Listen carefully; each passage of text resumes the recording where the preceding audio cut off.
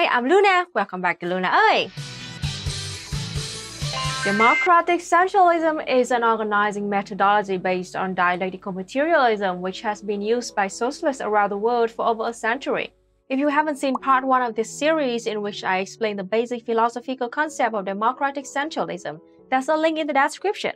But long story short, democratic centralism is just the idea that every human social group has elements of democracy and elements of centralism, and that democracy and centralism mutually impact one another. You can think of democracy as a degree to which members of the group all have a voice and how members of the group participate in making decisions and guiding the group. Democracy can vary a lot from one group to the next. Some groups restrict democratic participation to a small group of privileged people, while other groups are better at seeking consensus and input from everyone, but no group lacks democracy altogether. That would mean that only one person has 100% universal control over all other people, and that just never happened before, not even in the most tyrannical dictatorships on earth. Even people who have been enslaved have been able to have some influence on the society they are a part of, even if it was severely and brutally limited by the oppressors. Centralism, on the other hand, refers to unity and harmony within the group.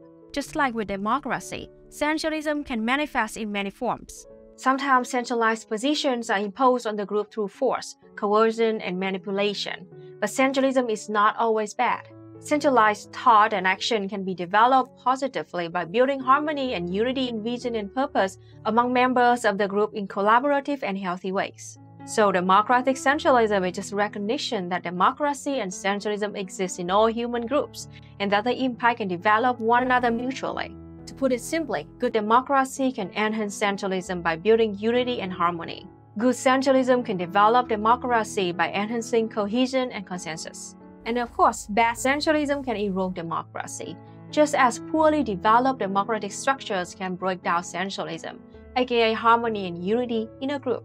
So the goal of democratic centralism is to understand the relationship between democracy and centralism. Try to develop democracy and centralism so that they develop each other in a positive direction that makes a group as strong, stable, healthy, and unified in purpose and action as possible.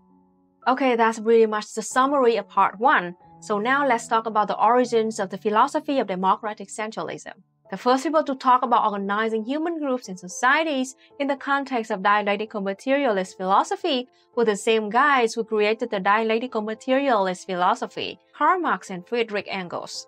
Marx and Engels were not just philosophers, they were also experienced organizers and leaders of the working class who helped to build and shape quite a few revolutionary groups in Europe. Through this activity, they enhanced their theory, and as they developed their theory, their practice also improved. Marx and Engels noticed a lot of contradictions within revolutionary organizations in Europe. They also witnessed a lot of debates, frictions, and arguments about democracy and organizational principles and methodologies in their organizing work. Through these practical activities, they began to develop foundational principles of scientific socialism. Scientific socialism is just an application of dialectical materialist philosophy to the specific goal of helping the working class to fulfill its mission of uniting to overthrow capitalism.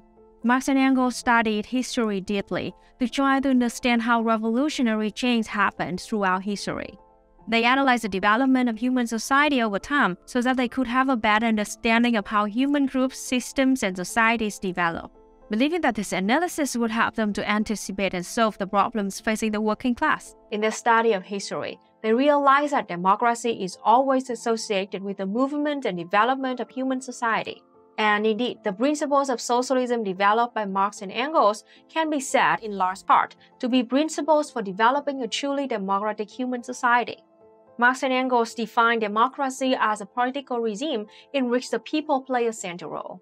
They also exposed and criticized fake democracies in which the mere illusion of democracy was used to cover up the underlying reality of tyranny, especially the bourgeois democracies of their era, which held elections and had parliaments, but didn't really give the majority of society access to power and influence over the state. Marx and Engels also studied the ideas of historical and contemporary political philosophers to further develop the ideas of democratic centralism and scientific socialism.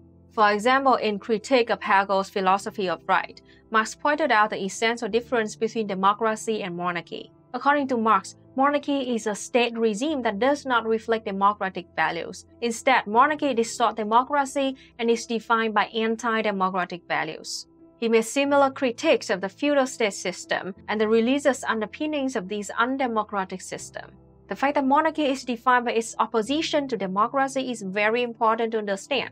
This means that monarchy can't really be understood on its own. It can only be understood by its relationship with democracy. Consider this somewhat confusing quotation from Marx. Democracy is the truth of monarchy. Monarchy is not the truth of democracy. Monarchy is necessarily democracy in contradiction with itself, whereas monarchy is no contradiction within democracy. Monarchy cannot, while democracy can, be understood in terms of itself. Okay, like I said, that quote is very confusing, so let's break it down. Here you can see that Marx sees monarchy as a political system which is defined by its relationship with democracy. Monarchy is inherently a restriction of democracy. Monarchy is defined by one person having power over all other people, which is an inherent contradiction. Not just a contradiction in the usual sense, in that the king is essentially pitted in conflict against the people he holds power over, but also in the dialectical sense.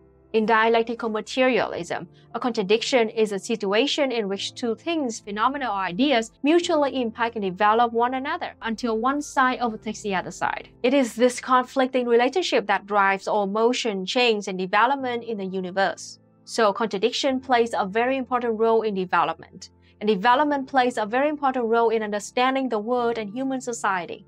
Monarchy is essentially a dialectical contradiction between the monarch and the rest of the society. Whenever one person holds so much power over all other people, there will always be development and change, since the interest of the monarch is always inherently at odds with the interests of all of his subjects. The king wants to maintain power for himself, while the rest of society wants more freedom and self-determination for themselves. In other words, whenever one human being holds power over many other human beings, there is automatically an internal contradiction with democracy, because all those people will always be struggling to take power away from the individual for themselves. The monarch will have a conflict and contradiction with nobles, with religious institutions, with workers, with other sectors of society, since all those other groups of people will be struggling to advance their own interests and take power from the king. This contradiction leads to internal development within monarchic societies, as the constant tension between the monarchic state and the democratic strivings of the people are always at odds. When Marx says monarchy is necessarily democracy in contradiction with itself, that's what he was talking about.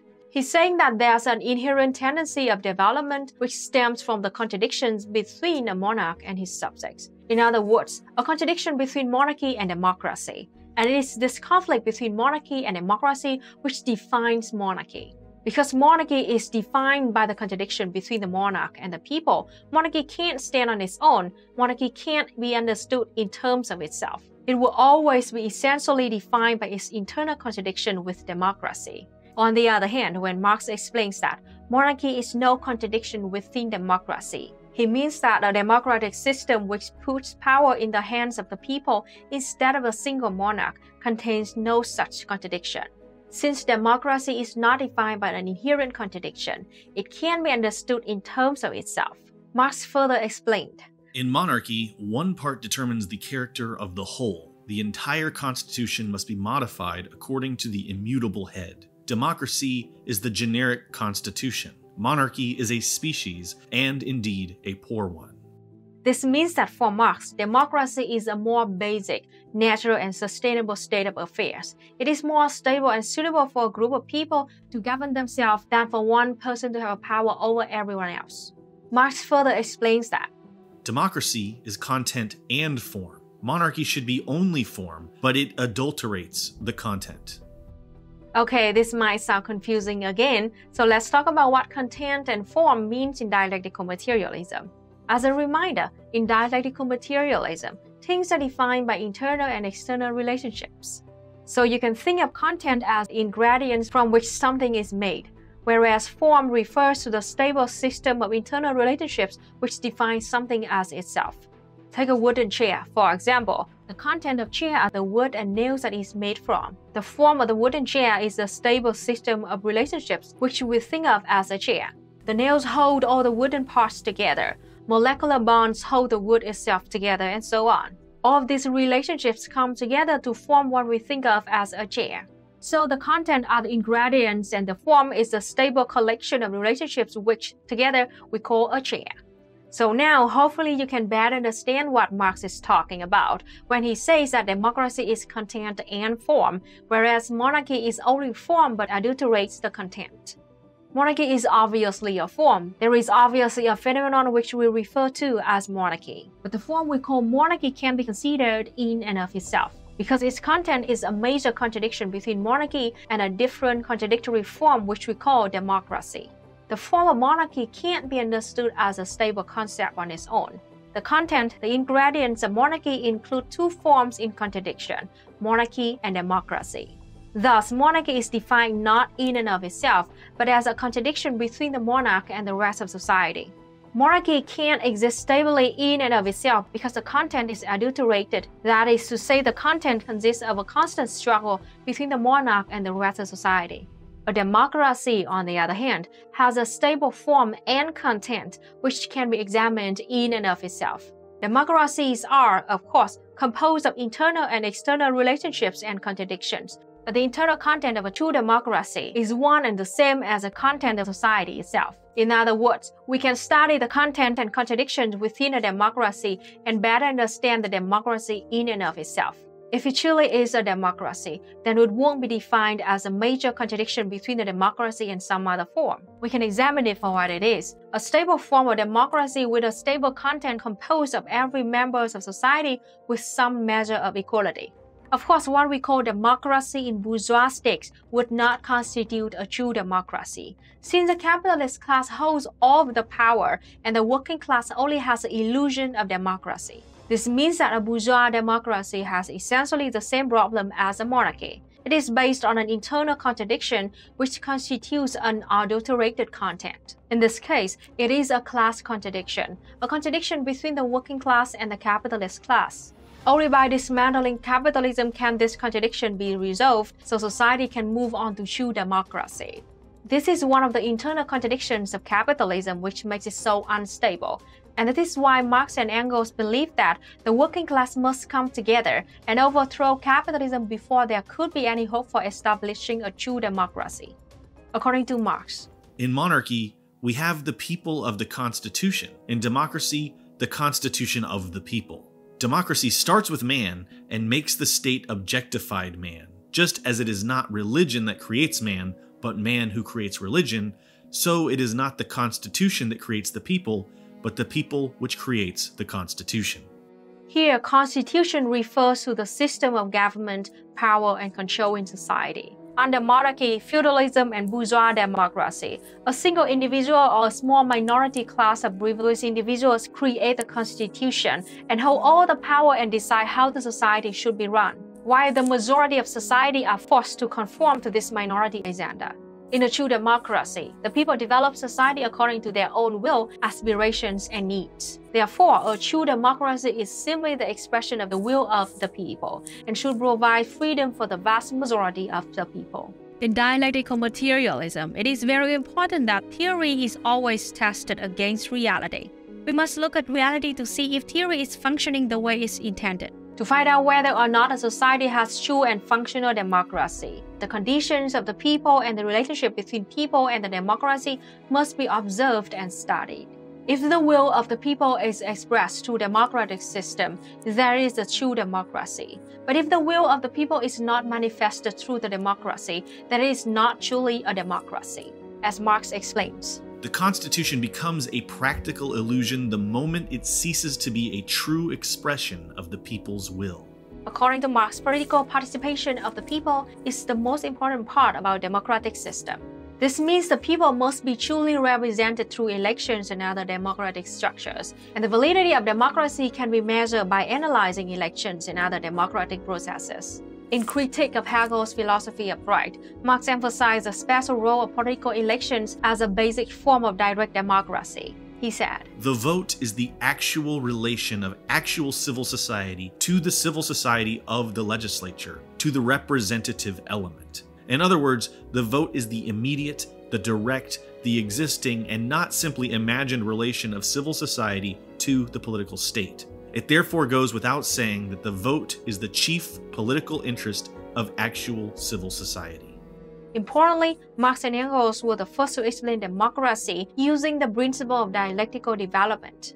Once again, dialectical materialism holds that all change, motion, and development in the universe comes from relationships and contradictions between things, phenomena, and ideas. Since all things, phenomena, and ideas are interrelated, everything is always changing all the time. Simply put, relationships drive change, and change is inevitable. So Marx was the first philosopher to study democracy through this lens of the dialectical materialist development principle, which allowed him to see characteristics of society and democracy that were previously unknown. This is how Marx and Engels came to realize that democracy is always associated with the movement and development of human society, and democracy reflects the nature of human social relationships. Throughout history, there has been a struggle between classes, as the minority classes hold power over the majority of society. Classes with less power struggle for more power, and this is what has driven society up until the present stage of capitalism. In the critique of the Gotha program, Marx pointed out that bourgeois democracy is only a democracy for a small minority of society, the capitalist class, which gains power through exploiting workers and by denying freedom to workers, who constitute the majority of society. Marx pointed out how bourgeois democracies use buzzwords such as the welfare state and the free state and other such propagandistic terms and ideas to conceal their power and to cover up the exploitative role of the bourgeoisie and the power they hold over the majority of society. In the book Origins of the Family, Private Property, and the State, Engels pointed out that the democracy of ancient Athens, for example, was really only democracy for wealthy and noble families. The majority of ancient Athenian society, including poor people, immigrants, and slaves, were excluded from democratic participation. Engels wrote that there were at least 18 slaves and more than 2 protected persons to every adult male citizen.